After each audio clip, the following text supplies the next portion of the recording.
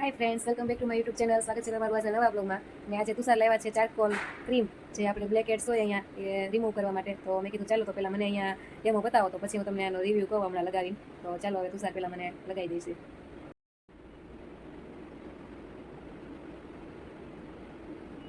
આવું મેં ક્યારેય નથી લગાવ્યું ફ્રેન્ડ્સ, પહેલી વખત લગાવું છું બ્લેક હેડ્સ દૂર કરવા માટે ક્રીમ.